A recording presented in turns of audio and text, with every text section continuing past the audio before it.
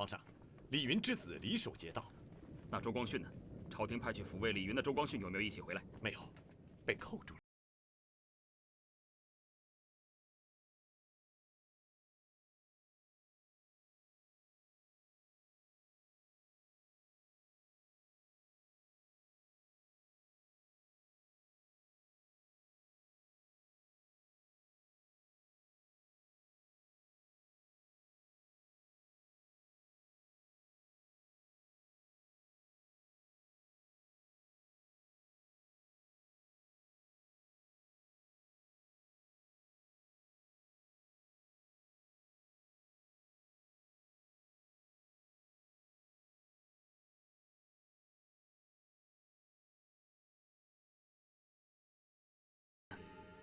真的顺服朕吗？看来，朕必须得杀一儆百。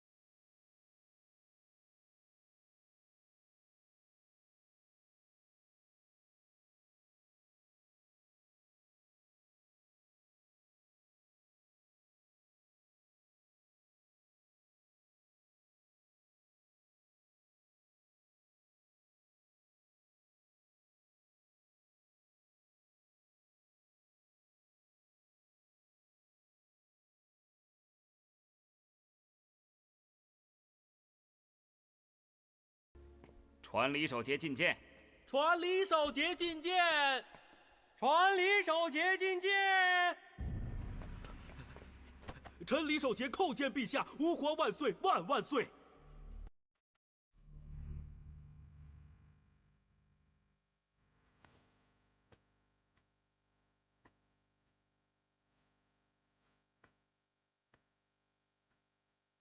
太子何故前来啊？啊，皇上，臣担不起太子之称号啊！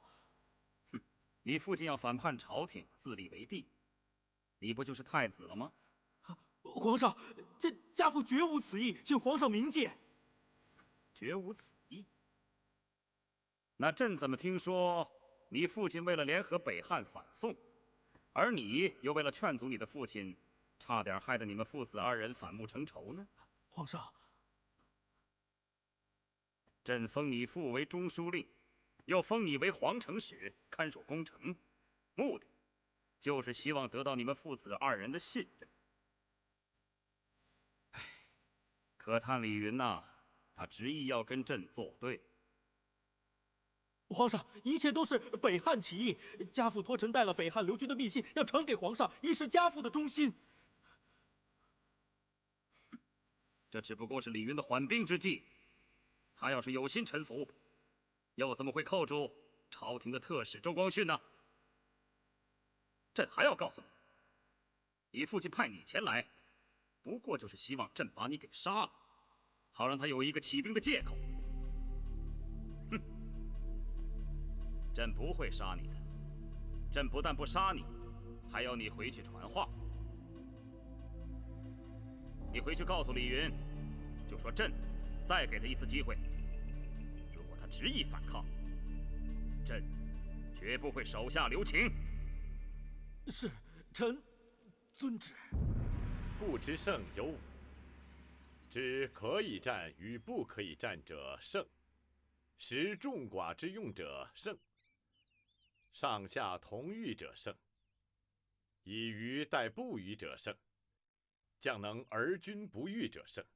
此五者，知胜之道也。故曰：知己知彼，方能百战不殆；不知彼而知己，一胜一负；不知彼不知己，方每战必殆。说得好。要知可以战与不可以战，要识士卒众寡之用，还要上下同欲。哎，赵普，你说这3项里面，李云他就犯了2项错误，他还想反朝廷。哼！李守节对他不肯臣服有意见，就证明他们上下不同意。上下不同意，就说明他们没有共同要打这一场仗的欲望。他凭什么敢跟朕唱反调啊？他还以为北汉的刘军会与他联合呢。北汉？哼！简直是痴人说梦。皇上高见，臣愿洗耳恭听。你想李云，他会利用什么名义来反朝廷啊？他绝对不敢说他要自立为帝吧，所以他只能打着复周的名义。可是周太祖却是杀了刘军哥哥刘赟的人，这2个人的立场本来就是相互矛盾的，所以根本就不可能是真心的联合。对呀，皇上圣明，臣真是佩服之至啊！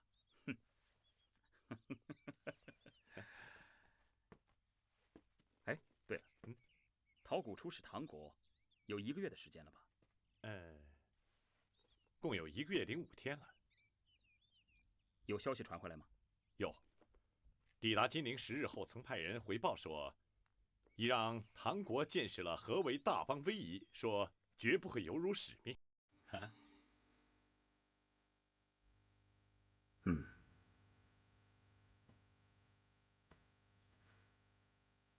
朕派陶谷出使唐国，不会派错人了吧？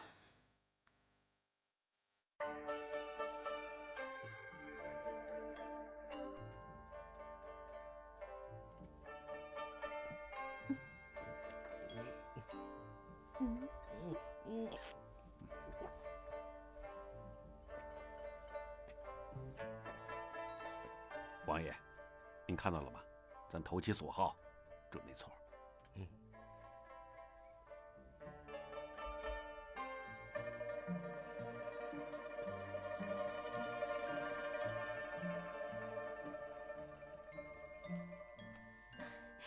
这舞是你排的？对付这种性好于色的男人，排这种舞最适合他。按说赵公子他应该是个明白人，怎么会派这种人来当使臣呢？王妃，他不会是因为你才故意给王爷难堪的吧？他不是这种人。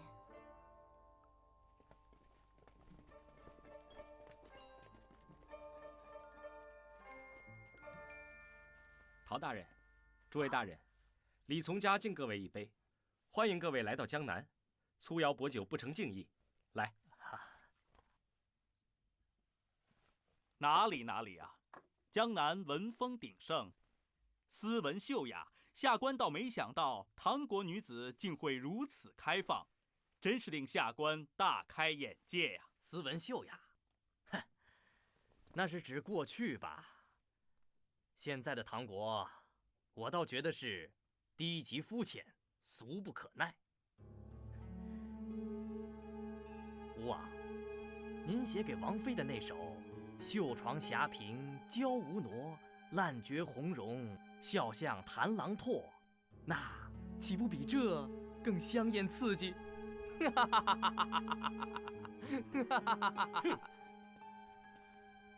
这是我们闺房内的事儿，这首词怎么会流传出去啊？一定是哪个下人捡到了王爷的手稿。王妃，你不要担心，你们夫妻恩爱并没有错，是陶谷，他故意要羞辱王爷，咬娘这就去替你们出气。哎，咬娘，你别去，他这人恶行恶状的，只怕你去了，会让王爷更难堪。陶大人，写这首词是在我王宫闺房里，与王妃自娱之作。这原本是我夫妻的私人情事，不登大雅之堂。如今陶大人当众念出来，倒将我的闺房艳词提升了境界。看样子我还应该谢谢您才是。陶大人，你的脸怎么红了？烂绝红容，笑向弹郎唾。荒谬！我乃堂堂大宋朝的翰林学士，有修养有品德，岂像你们这帮荒淫无耻？我们荒淫无耻，起码是光明正大，不像您道貌岸然，表里不一。你是什么东西，竟敢对大邦的使臣如此不敬？人必自重，而后人重之。大邦使臣，我想你应该不会忘了前天晚上你在聚仙楼无理取闹，戏弄舞姬小翠儿之事吧？嗯。使臣大人，绝不是中魔出卖您呐，绝不是。若要人不知，除非己莫为。我唐国乃礼仪之邦，待客之道首先是投客人所好。你喜欢什么，咱们就给你什么。大邦使臣，你怎么能说今天的安排是低级肤浅、俗不可耐呢？你们记住，我会把你们这些不入流的行径，一五一十的上报给大宋皇上的。哼！陶大人，陶大人别走啊！陶大人，陶大人，哎呀，陶大人，不入流，看我怎么整治你们！自命清高的伪君子，我朝岂可任他们羞辱？将来如果来世个个都像他们这般无礼，我大唐岂还有国格？王爷说的是，下官会想办法。下官一定想办法让他露出他的狐狸尾巴，羞愧的回去。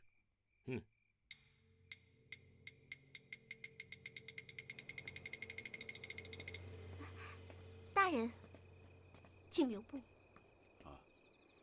大人，我有办法让陶谷露出他的真面目。你有什么办法？他好色，我就陪他玩，做再大的牺牲，我也要让他羞得无地自容的回去。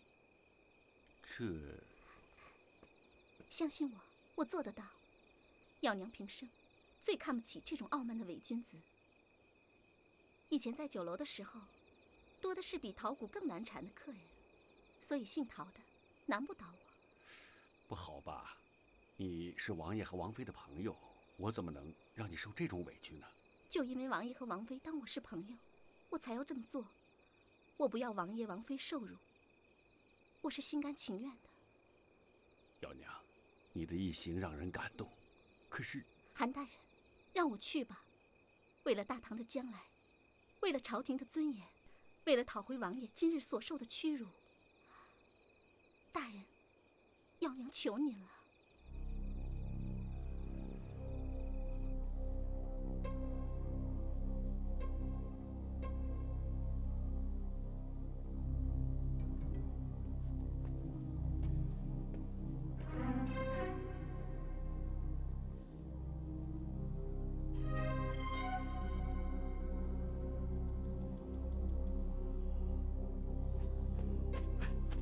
姑娘，姑娘，来人，来人！大人，她是谁啊？怎么会晕倒在院子里？她是义成的女儿。义成的女儿啊！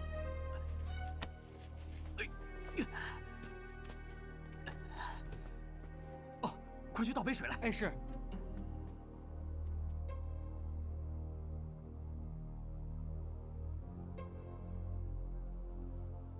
大人，水来了。哦。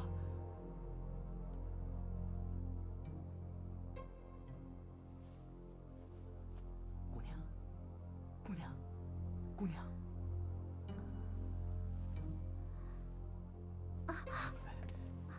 惊扰了客人，对不住。姑娘，姑娘，你说她是义成的女儿？是啊，昨天她就过来帮忙打扫了。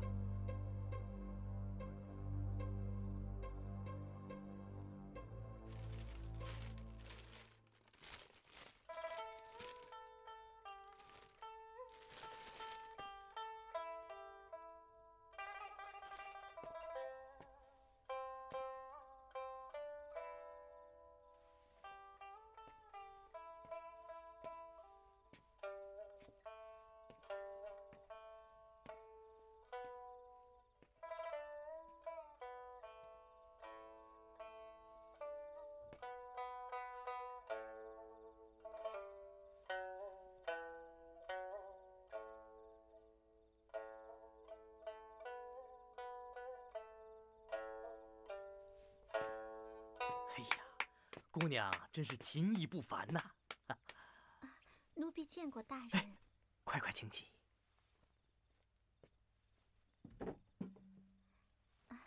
今晨奴婢忘了多谢贵客救命之恩，请大人见谅。哎，小事一桩，不足挂齿。陶某早就看出姑娘并非粗俗女子，你何以沦落到做粗活的工作呢？小女子本名秦若兰，是这驿馆驿丞的女儿，因丈夫3年前过世，无子无依，夫家萧条，所以才又回来依靠父亲。秦若兰，若兰，好雅致的名字，人如其名呐。谢大人夸奖。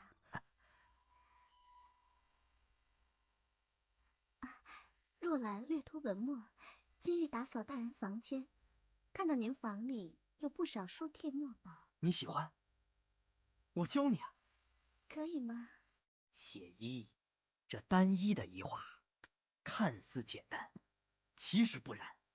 为了与其他的字协调，这一画务必要写得粗长，而且强劲。这写二，上面这一画，落笔要比楷书来得长。哎，这第二笔啊，要跟第一笔平行，要写出波势啊。这两横之间的间隔要比楷书写得更紧密。哎，不对，哎，应该是这样。哎，这样。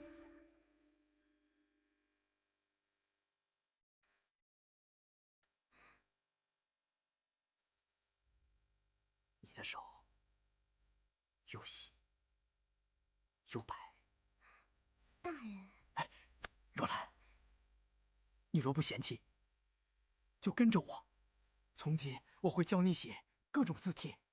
若兰没想到，真能遇到贵人。只是大人一去，谁知是真是假？哎，真，陶某愿意留下笔记，以表情意。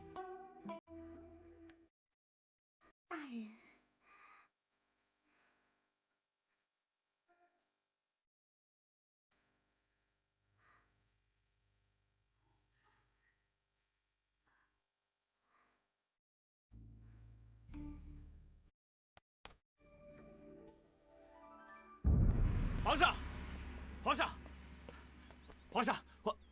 皇上，臣弟失礼了。臣弟有紧急军情禀报。有什么紧急军情啊？皇上，李云已经颁布了讨诏檄文，联合北汉举兵叛乱，现在已经占领泽州了。皇上，消息还说，北汉的刘军敕封李云为平西王，并且赐给他珍玩、美女、宝物无数。而我朝廷派出去的抚慰大使周光训，也被李云当作礼物回送给北汉了。可恶！连让他儿子做皇城使都打消不了他反的念头，那就不要怨朕了。你们去通知赵普、石守信、高怀德，让他们到议政厅去，说朕要和他们商议。是。皇上，您看，潞州居太行之极，羊肠坂道可做天然屏障，又有天井关为险隘，所以这个地方一直是战略要塞，自古以来就易守难攻。它的辖地横跨河东、河北，河东、河北两地都是财富茂盛之区，就算是久守，也绝无粮草匮乏之忧。但李云向来恃勇轻慢，目空一切。皇上，朝廷该火速派兵应战，只要能将他引出潞州，他就像是猛虎离开山林，游鱼离开大海，破之必矣。好计，引蛇出洞，调虎离山。皇上，请马上调兵遣将，周密部署。好，那就引蛇出洞。石守信、高怀德，臣在。令你2人统帅前军，今日就发兵，西向洛阳，然后由孟津北渡黄河。渡过黄河之后，不要停留，直扑天井关，先守住怀州的粮仓。是。赵普，臣在。派宣徽使鸠居润到澶州，严防契丹南向。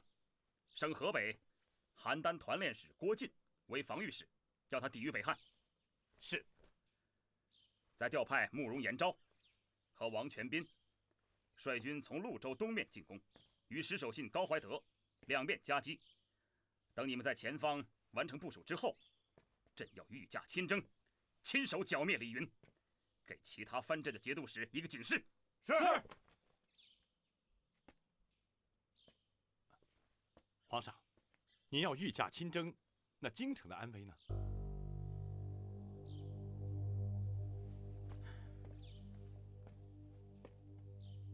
光义，朕封你为殿前都虞侯，让你控管侍卫军，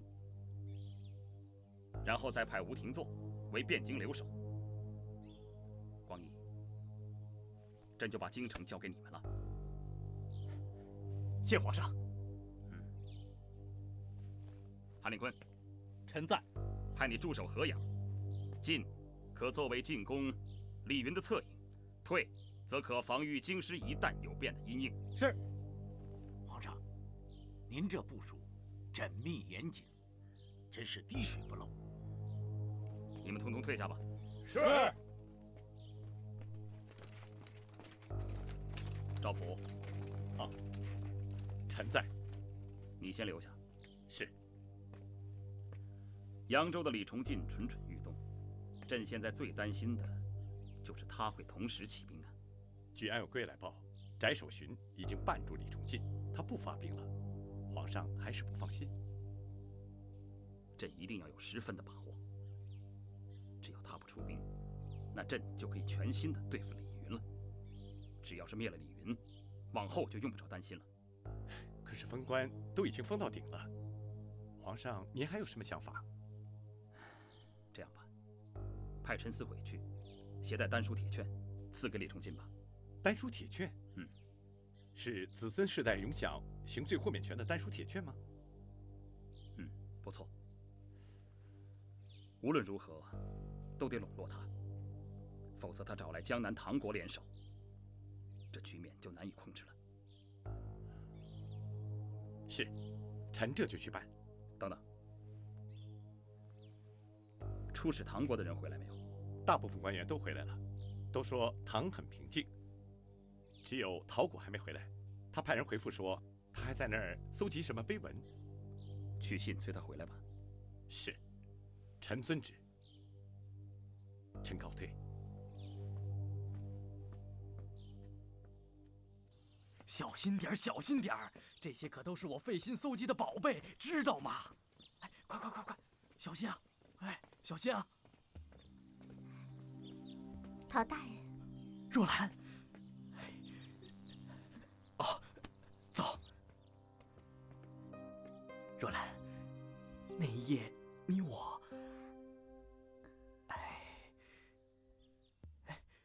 何以这几日不见你的踪迹啊？你跑到哪儿去了？我天天盼着再见到你。我自觉羞涩，听说大人就要走了，若兰万分不舍，才又匆匆前来。大人，若兰可否向大人祈取真迹，以作为别后思念的慰藉？你真是，这有什么好羞涩的？你青春貌美，若肯陪伴我，是我的福气啊！大人，人家……好，我写，我马上写。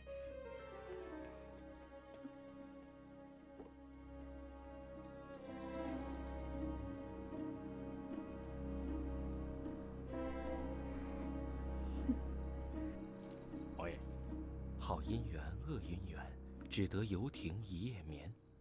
琵琶拨尽相思调，知音少。再把鸾交续断弦，是何年？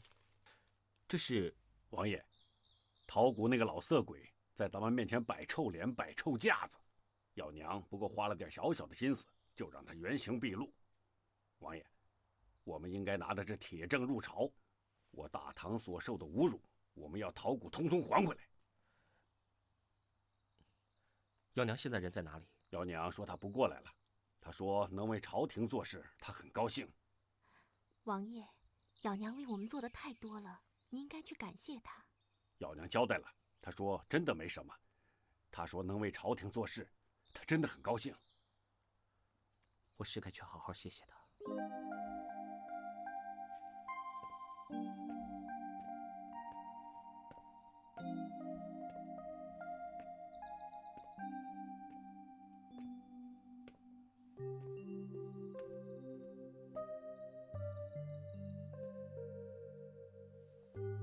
药娘，王爷，让你受委屈了。不委屈，我是为了朝廷的尊严。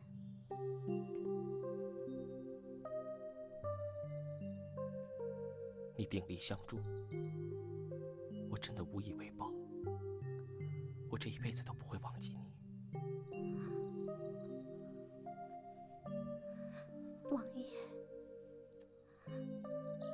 我敏感于心，真的，谢谢你。王爷，药娘愿意为王爷做任何事。你的这份恩情，我一定会想办法还你的。恩情？不，王爷不欠我，真的，您别挂在心上。王爷，我说过，人生能有一次为爱尽情付出，此生就没白活。真的，这已经够我一生回味的了。农家韩熙载，儿臣在。上邦使臣就要回国复职，故令你二人代替姑，好好的办一次酒宴，欢送使臣，为使臣饯行。儿臣遵旨。不必了，唐国主，我只是来通知你一声，我要走了，其他的就免了。钟魔，送我出去。是。国主，臣告退。钟魔，臣在。这里是唐国的宫廷。国主息怒，臣只是替国主尽地主之谊，招呼上邦使臣。你辛苦了，姑给你换个差事。钟魔听旨。臣在。韩熙载拟旨。是。贬黜钟魔为著作郎，饶州安置。臣遵旨。唐国主，你这是什么意思？是做给我看的？我以上邦使臣的身份，命你收回成命。收回成命？哼，好。刚才的旨意不算，钟魔改为宣州副使。韩熙载遣中使带侍卫军10人，即刻监督上道。臣遵旨。退朝。越贬越低，真是岂有此理！唐国主，我要上报大朝皇帝，要你给个说法。陶大人，国主说了要为你饯行啊。对，我们喝酒去。走。你们好大的胆子！放开我！放开我！坐下，坐下。陶大人，有什么失礼之处，本王用这杯酒向你赔罪了。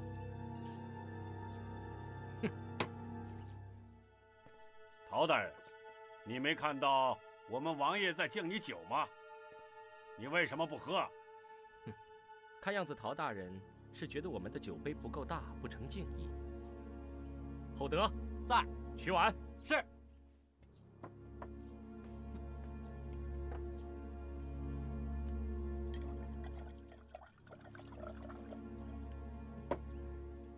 大人，请喝了这碗酒。我不喝。那陶学士是真要有歌妓相劝才肯喝酒。传教房伺候。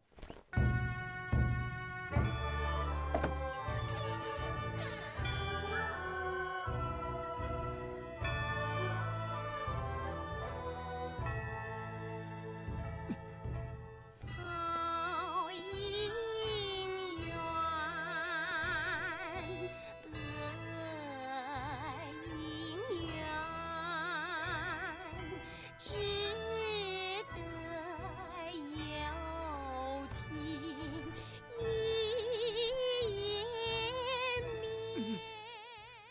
陶谷，还不喝？大人，请喝了这酒吧。你不是若兰吗？若兰是咬娘，咬娘也是若兰。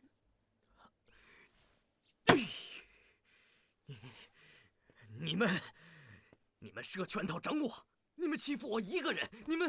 陶大人，您可是大邦使臣，您是有修养、有品德的。若兰没有污秽了您的品德修养，没有污秽了您的眼吧？你给我坐下！兔崽子，挨千刀的，你摆什么臭架子呀？咬娘就这么白白的被你糟蹋了，你给我喝了，来喝了它！殿下，叫殿下！你现在知道礼貌了？我告诉你，你叫祖宗都没用！来，给我喝了它，喝了它，给我喝！喝了它！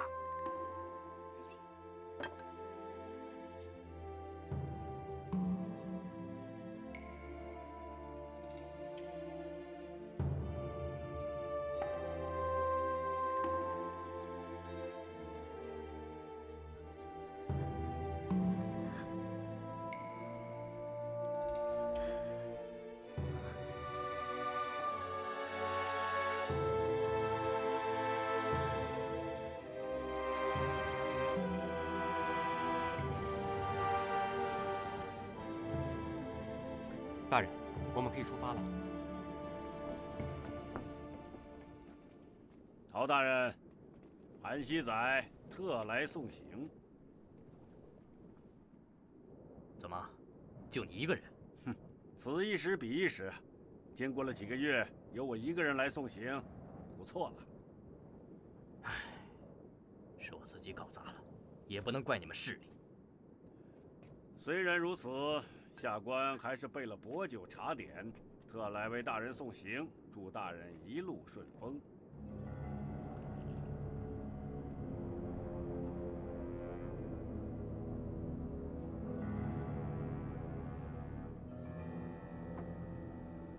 大人回朝，还请替我们美言几句。哼，那就难听的话少说一些，大家日后也好再相见呐。我来问你，你们把钟魔怎么样？陶大人，您还是顾着自己的前程吧。你们到底把钟魔怎么样了？钟魔，他到宣州就任，我想他此时已经上路了。奉天承运，皇帝诏曰：宣州副使钟魔在京期间挟外自重，败坏朝纲，特赐鸩酒以正典刑，钦此。哼！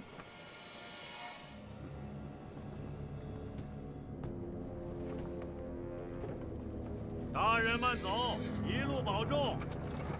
回朝替我们美言几句啊！哼，自取其辱。咬娘，咬娘。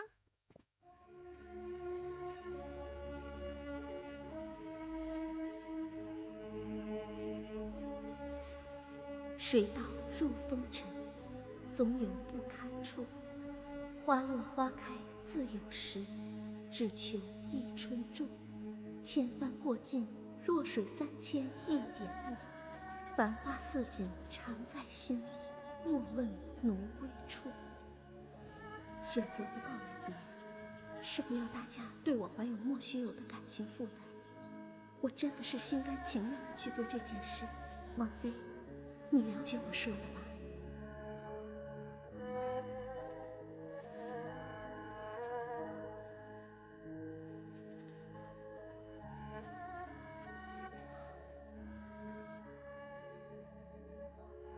他为我们大唐打了一场胜仗，我还没谢谢他，他就这么走了。王爷，咬娘是用她的尊严完成这件事，她是用尊严当武器，她这一辈子，我只怕还不了他的情。她是为了心中的爱去做的。我注定是要辜负他了。我的情只给一个人，那个人就是你。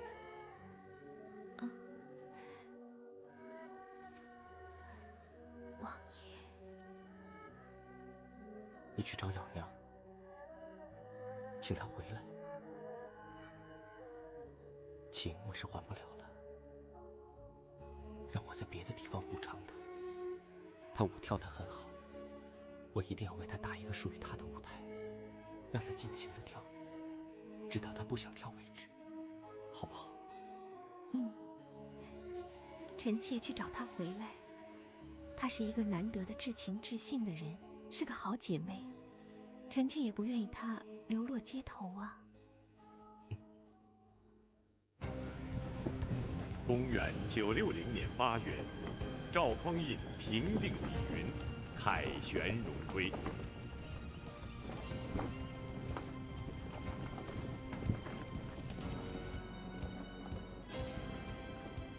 什么好姻缘、恶姻缘，丢人！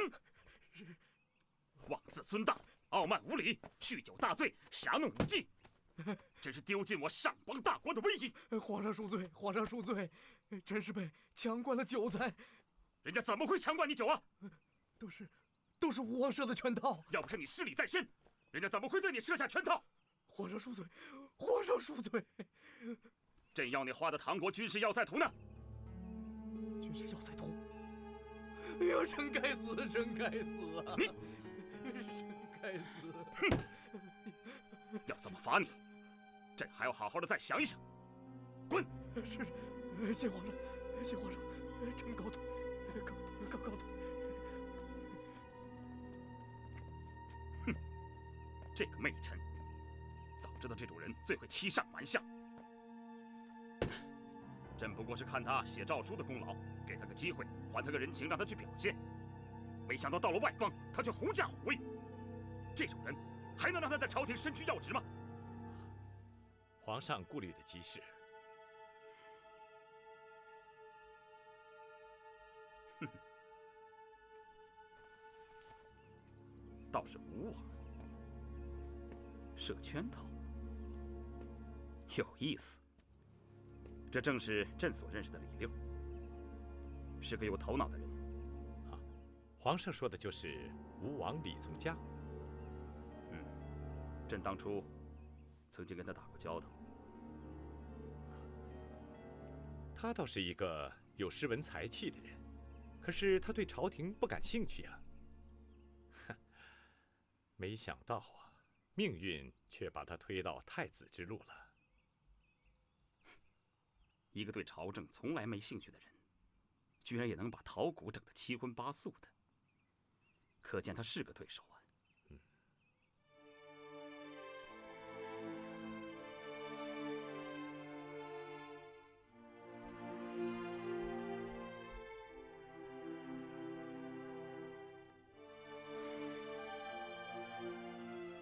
这秀帕陪朕打过多少仗？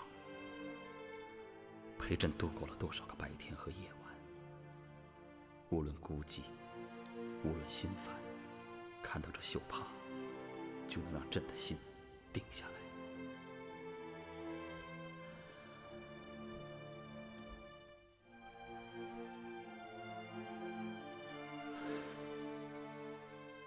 这么多年了，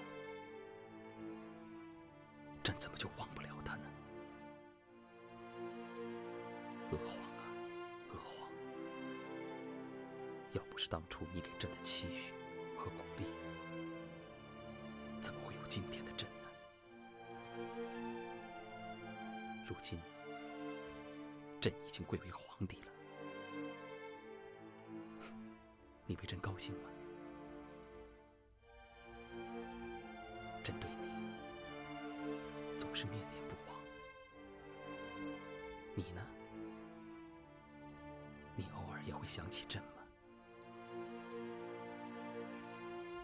这么多年不见了，你胖了吗？还是瘦了呢？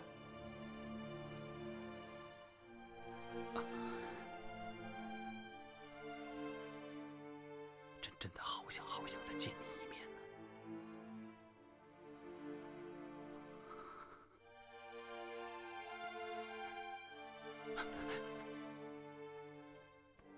朕可以邀他们到汴京来呀，邀请他们来做客。对呀，大宋是宗主国，朕可以正式下诏书到唐，邀请他们夫妻一起来汴京。就这么办。皇上，这是唐国送来的李崇进的蜡丸密函，拆开来看看。好。李崇进给唐国密函，朕赐给他丹书铁券，难道他还不满足吗？皇上。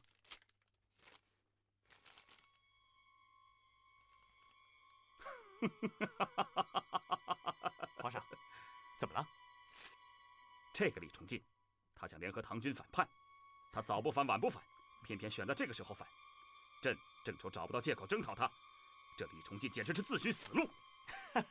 皇上，这实在是太好了，这样一来，我们就可以消灭李崇进，乘胜南击，打到金陵。皇上，这下你可以见到你心爱的周文皇了。这是两码事，不要把私事和国家大事混为一谈。是。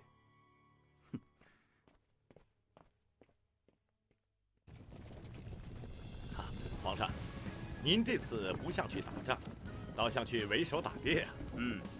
朕这一次有10成的把握，心情轻松啊。平定了李云，朕已无其他大患，只是李崇进他太自不量力。光义，皇上，传令下去，到了扬州围城就好，不许伤到百姓。李崇进他绝对撑不过2个月。是。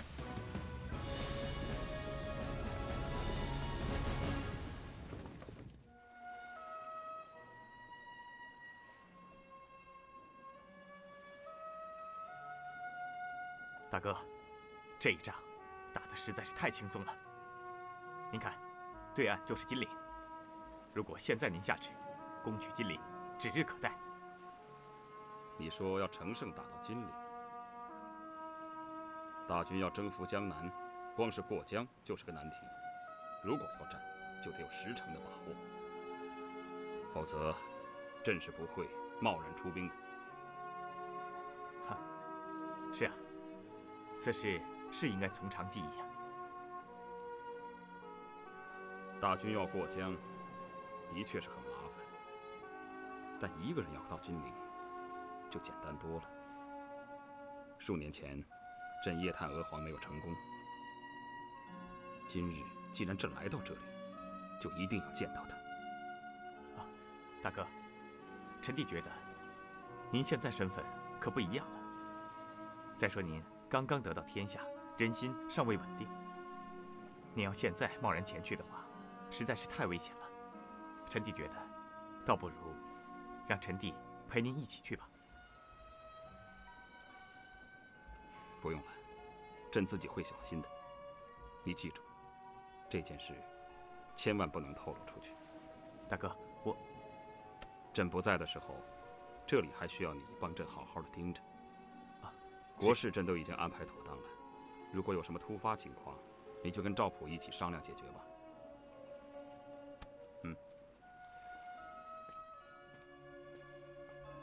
大哥，想念娥皇的，又何止是你一个人？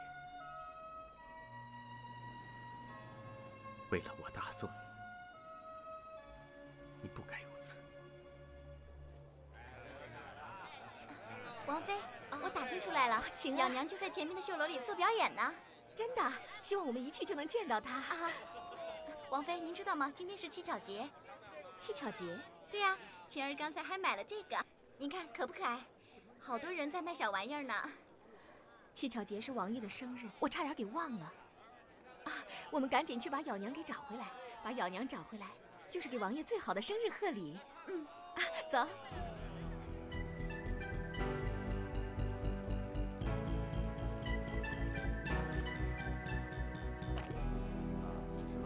杨小姐，她已经离开绣楼了。离开了？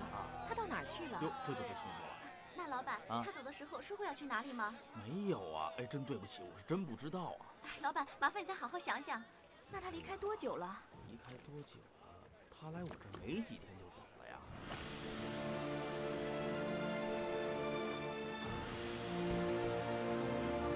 皇，你俩再去别地儿问。娥皇，他会去哪儿呢？娥皇，老板，你再好好想想嘛。哎呀，我这不在想呢吗？他可能是在如意酒楼啊。娥皇，去那儿看看啊。娥皇，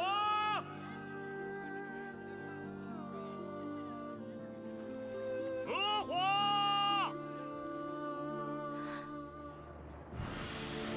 娥皇，你们去那儿看看，也许能够找到。娥皇，娥皇，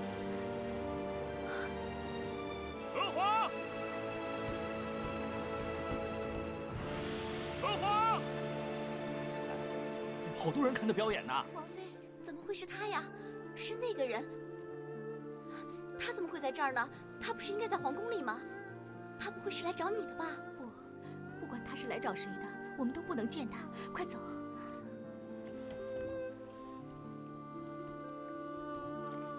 皇。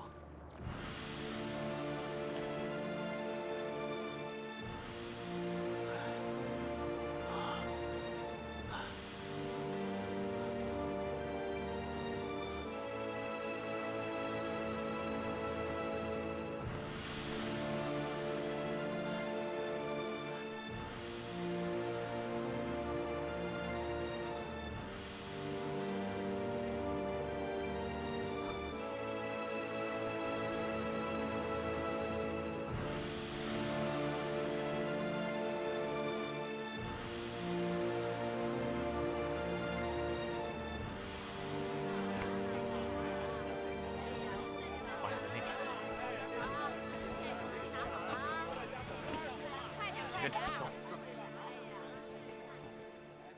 老板，我打听一下，刚才那两位姑娘，您说刚才那两位姑娘啊，她们是找一个叫咬娘的。咬娘？咬娘也在这儿吗？她本来是在这儿表演，前几天转到如意楼去了。如意楼。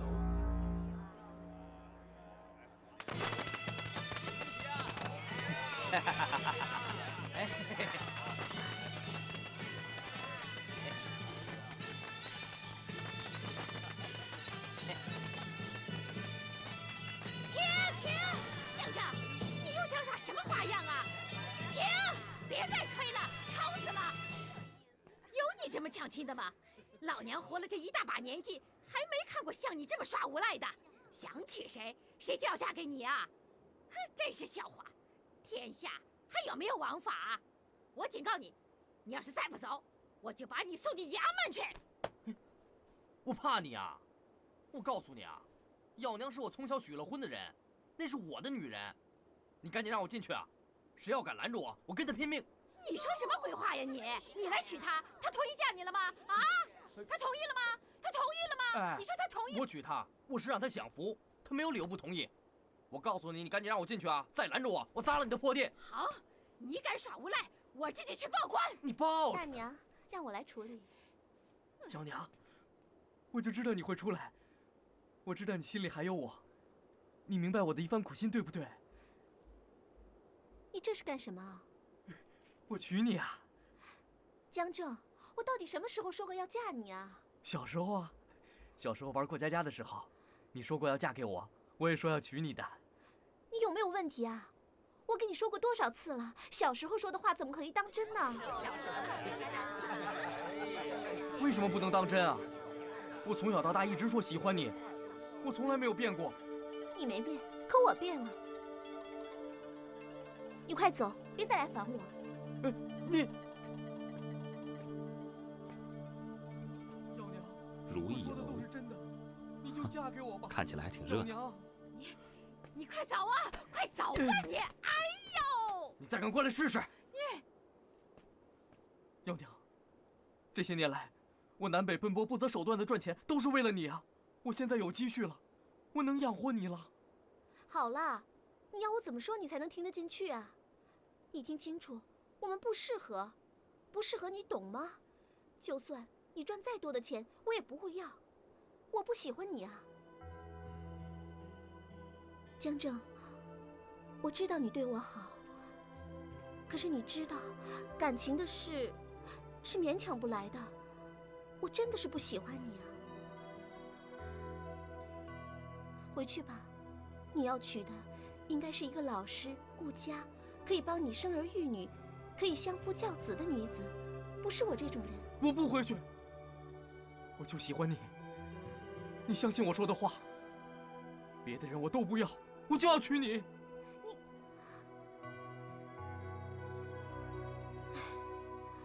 好，我跟你实说了吧，我心中已经有个人了。你走吧。哎，是谁？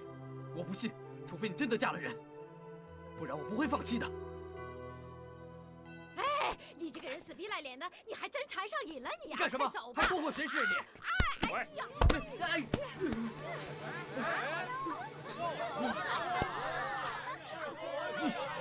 你们等着！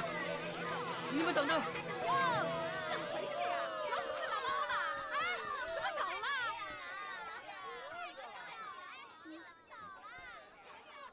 你怎么来了？里面有说话的地方吗？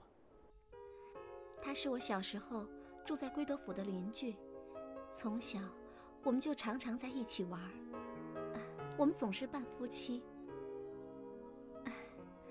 我开玩笑说，将来长大后要嫁给他，没想到他是个死心眼儿的人。多年后，我们在滁州重逢，他就开始对我纠缠不清了。得罪了，把他给我带到禅房里，好好看着。我已经为父母的丧葬费，把自己卖入酒楼。江正却对当年的童年念念不忘。那你有没有可能嫁给我？你养活自己都有问题了，你还要娶我？你拿什么养活我啊？那我赚到了钱，你嫁不嫁给我？等你赚到钱再说吧。原来他四处招摇撞骗，想尽办法弄到钱，全都是为了你啊！哎，一个不学无术、游手好闲、吊儿郎当的痞子，竟然也有他痴的一面。看来情这个字，不分贵贱，一样恼人呢。皇上，咬娘方才失礼了，咬娘恭请圣安。好，快请起吧。我既然微服而来，就是不想暴露身份。你我还是以朋友之礼相见吧。是公子，不知公子这次所为何来啊？我是为了娥皇。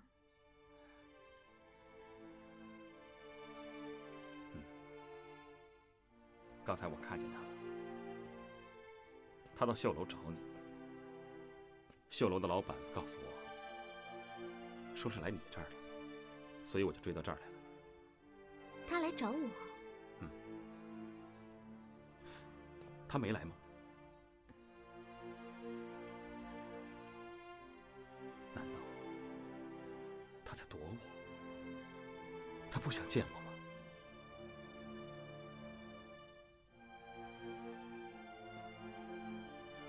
这么多年来，我心中一直思念着他，我只想跟他见上一面，我并没有非分之想啊。幺娘，是不是我吓着他了？公子，我冒着风险而来，怎么能与他咫尺相隔呢？不行，我一定要跟他见上一面。幺娘，如果他来找你，请你务必把他留下，我再出去找一找，迟一点我再过来。公子，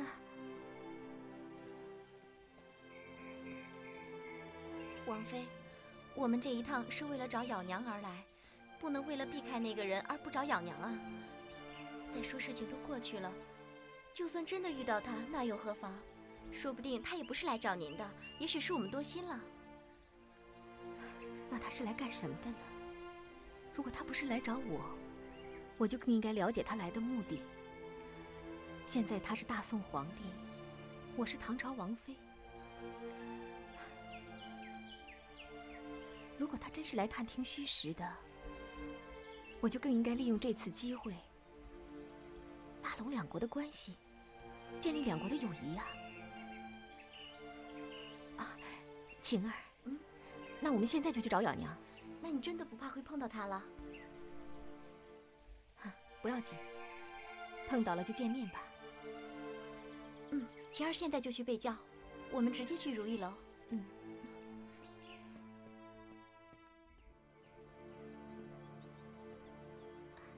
王妃，啊，咬娘，来，快起来。我是来接你回去的。王妃，是咬娘的罪过。我和王爷，我们都舍不得你。答应我，你一定要跟我回去。王妃既然都亲自来了，咬娘要是再拒人于千里之外，就过于矫情了。你呀，晴儿，快去帮咬娘收拾收拾。是。有人想见你。他说只想见你一面，了却心愿。说他没有非分之想，他是特地来找你的。他不远千里而来，若是想找回过去的遗憾，那我就没有见他的必要。如今我心系大唐，而他设想的是大宋。如若两国能建立友好之盟，见他一面倒也无妨。你告诉他，说我在瓦官寺等他。好，我会请他尽快过去。咬娘，过会儿我派人来接你回宫。啊，谢谢王妃。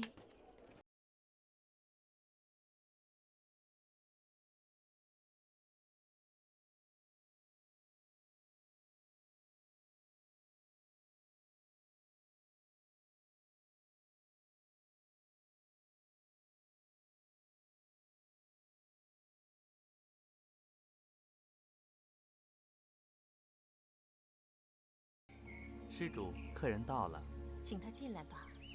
是。王妃，您和他慢慢聊，我先离开。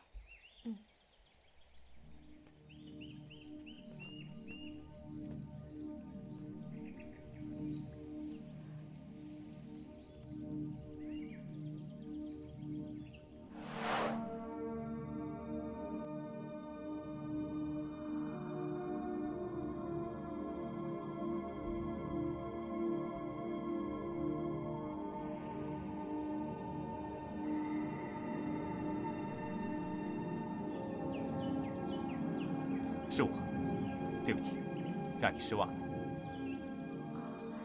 你是？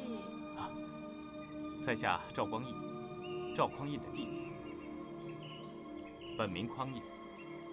为了避皇上的名讳，由皇上赐名，改为光义。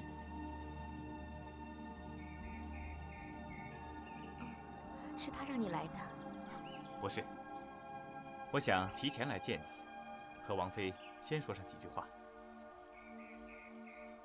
王妃，过去你们那一段情，一直是我大哥心中最深的记忆。即使过了这么多年，他仍然无法忘情。他虽然有后宫佳丽无数，可是却没有人能取代王妃在他心目中的地位。所以每一次来滁州，他都不顾一切危险，过江来看你。王妃，大哥过去是一无所有，不为令堂令尊所喜欢。可是如今他已经贵为皇上，应该不会再有人看不起他了吧？你此话何意？我没什么意思。王妃，如果你对我大哥还有一丝丝情谊的话，就请你这一次跟他一起走。这是谁的意思？是他的还是你的？